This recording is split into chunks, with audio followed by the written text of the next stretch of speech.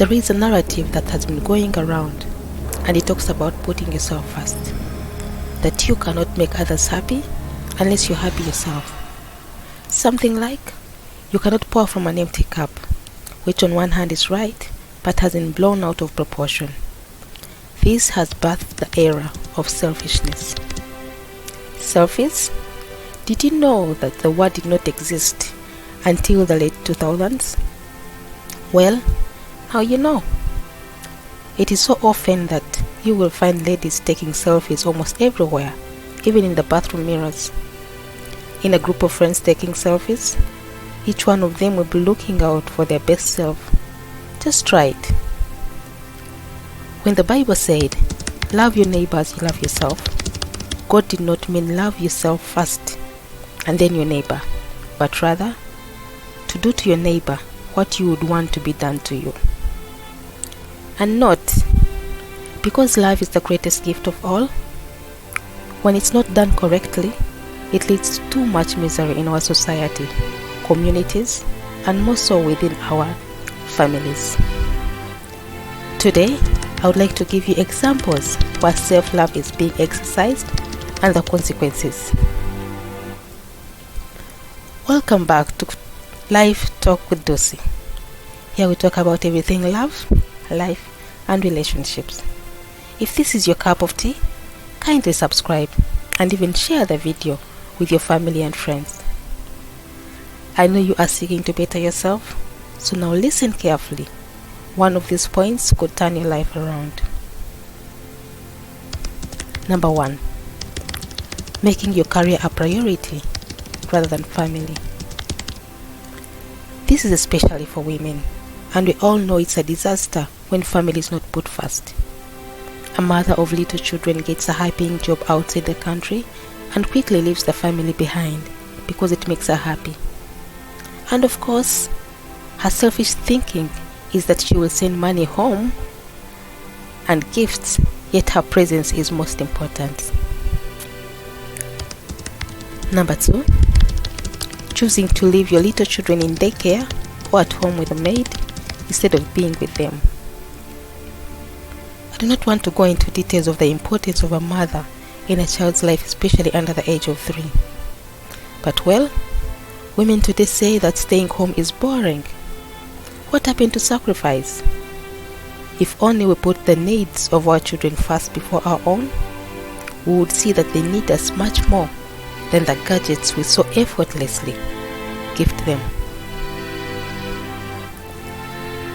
Number 3. Choosing abortion instead of having the baby. Of course, there are medical reasons why a woman will be advised to terminate a pregnancy, but I'm not talking about that. Someone gets a job and is afraid they won't take her on when they find out she's expecting, and so she aborts it. One says she isn't ready to have a baby because she's in school and terminates the pregnancy. A mother is pregnant with her 3rd child and says she had only planned to have 2. Planned parenting, or so they say. She chooses to end the life of her little baby. Life begins at conception. That's what you are carrying when pregnant is the life despite how old, and you have no right to end it. If only you would think about the baby first before your wants and dreams, the choice would not be a selfish one. Number 4. Cheating on your spouse. Now this is selfish because you do not care how it will affect your spouse. And this is for both men and women who care about the few minutes of ecstasy. If your spouse has changed, say physically, and is no longer appealing, care enough to tell them rather than seeking pleasure elsewhere. And better still, ask God to give you the humility to accept the things you cannot change. Because let's face it, change is a fact of life, and you too aren't as you used to be either.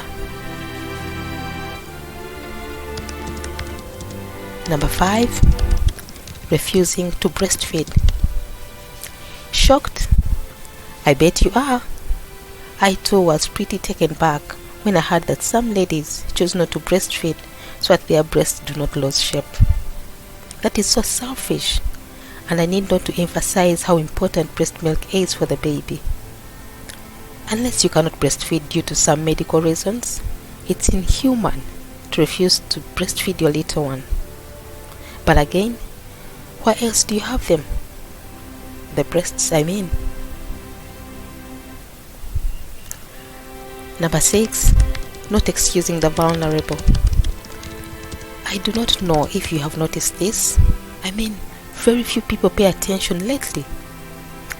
But our generation is now more than ever so focused on their phones.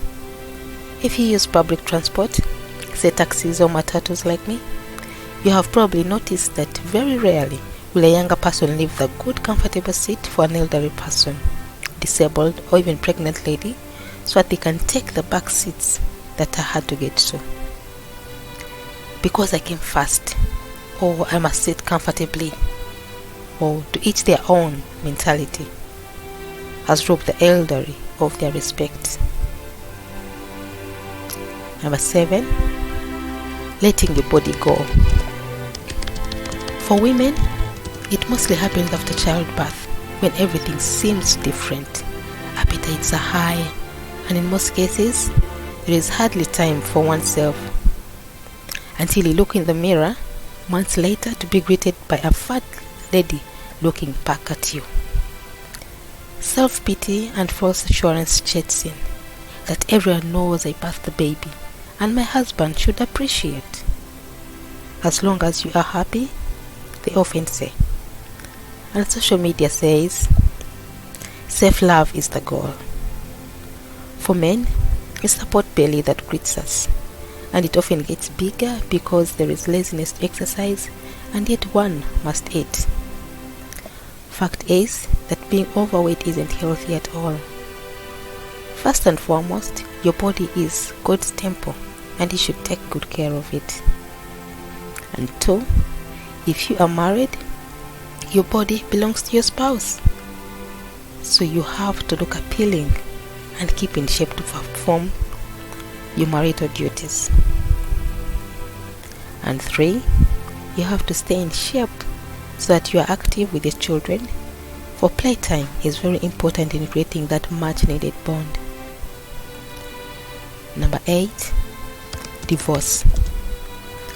There are reasons you must divorce, like having an abusive spouse or even infidelity, are deal breakers for me. However, some people divorce for petty reasons. For example, I'm no longer in love with her, or she's no longer attractive. Well, I would say that is selfish, because if you thought about the children first and maybe what impact the divorce would have on the family, divorce wouldn't be an option. Couples have gone through rough patches in their marriages and have worked on them. Next time you feel like your marriage is coming to an end, remember and memorize about the good old times. You'll be sure to find a lot more reasons to stay. Number 9, it's what makes me happy. You'll often hear some motivational speakers say, do what makes you happy.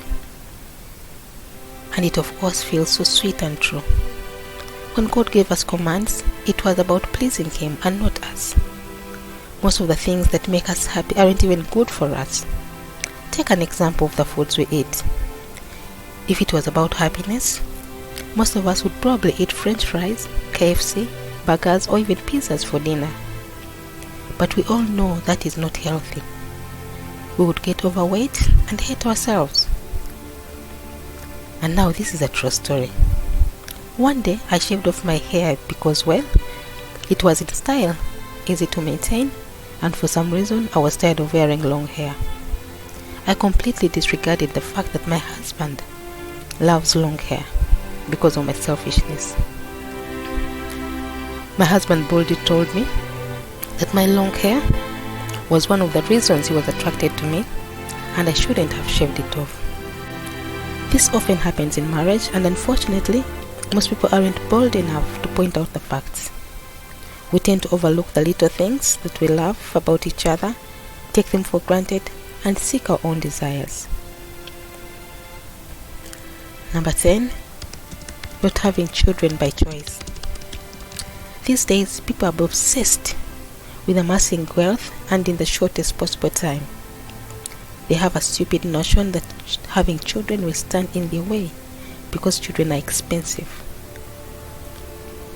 For some, they choose to have one or two so that they will be able to take them to fancy schools or even abroad for their education.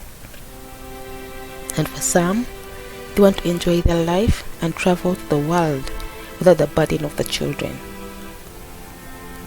For this, some married women selfishly undergo contraceptives without the knowledge of or agreement of their partners. God instructed us to produce and fill the world. But for some people, it's all about me, me, me. Let's talk about our parents, who would love to be blessed with grandchildren, the continuity in their lineage. There was a time when children were seen as wealth, but not today. We have to rewind. Others first, then me, and the world will be a better place. Thank you for watching, and see you next time.